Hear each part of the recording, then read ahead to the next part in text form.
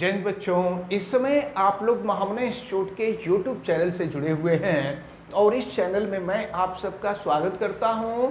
आज हम लोग class 9th chemistry Hindi medium NCERT book के सेकंड चैप्टर क्या हमारे आसपास के पदार्थ शुद्ध हैं, इसके अंतर्गत आज हम लोग देखने जा रहे हैं कि वायु से गैसों को कैसे पृथक किया जाता है, यानी separation of gases from air ये कैसे होगा, ये हम लोगों को देखना है।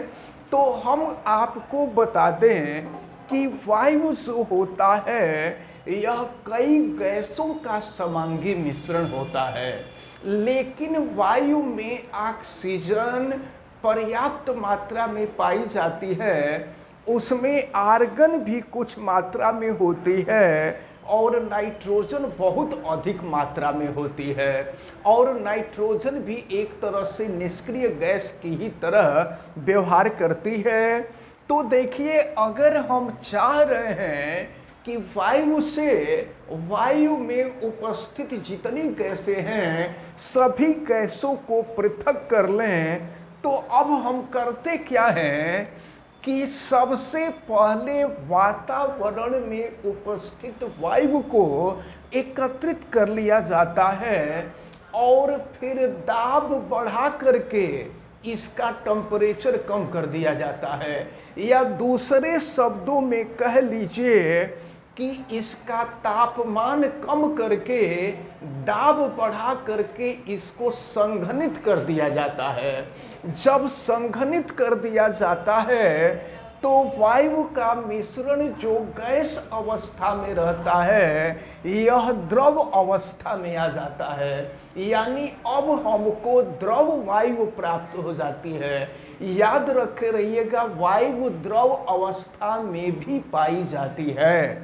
अब इसके बाद हम करते क्या हैं कि एक प्रभाजक स्तंभ होता है, प्रभाजक स्तंभ में इसको डालते हैं। जब प्रभाजक स्तंभ में डालते हैं तो अलग अलग, चूंकि सभी गैसों का क्वथनांक अलग होता है, जैसे ऑक्सीजन का जो क्वथनांक है यह -183 डिग्री सेंटीग्रेड होता है, तो -183 डिग्री सेंटीग्रेड पर इसमें से जो प्रभाजक स्तंभ होता है, प्रभाजक स्तंभ से ऑक्सीजन पृथक होती है और -186 डिग्री सेंटीग्रेड ताप पर आर्गन, ऑक्सीजन O2 हो जाएगा और आर्गन जो होता है वो AR होता है।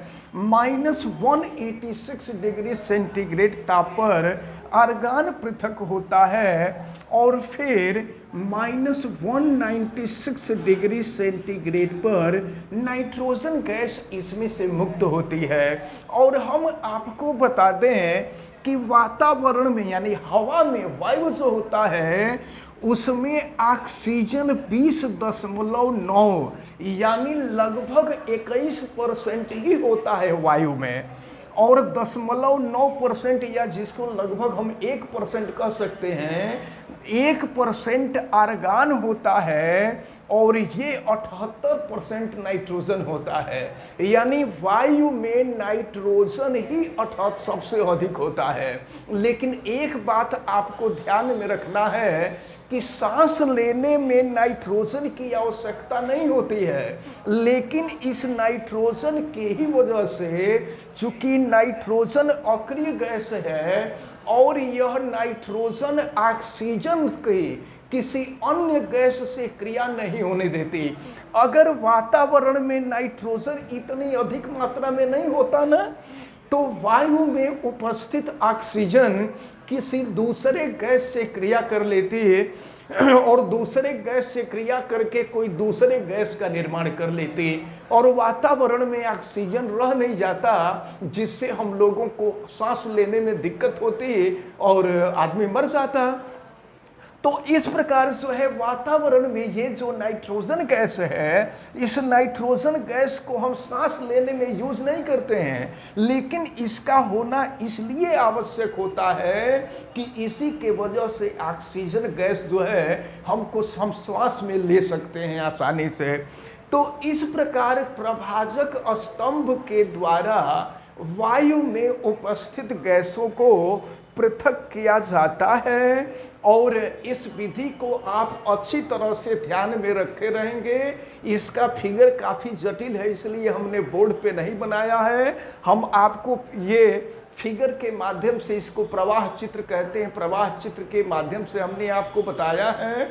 तो हमें उम्मीद है कि ये विधि आपको अच्छी तरह से समझ में आ गई होगी। आप वीडियो को लाइक ज़रूर कीजिएगा, और अगर आप चैनल पे नए हैं तो चैनल को सब्सक्राइब भी कर लीजिए, आप बेल आइकन को भी प्रेस कीजिए। और अगर किसी प्रकार की कोई दिक्कत समझ में आती है तो आप हमें कमेंट करके बताएं भी, और वीडियो को मैक्सिमम स्टूडेंट तक शेयर भी करें। आप सभी लोगों का बहुत बहुत धन्यवाद। जय हिंद।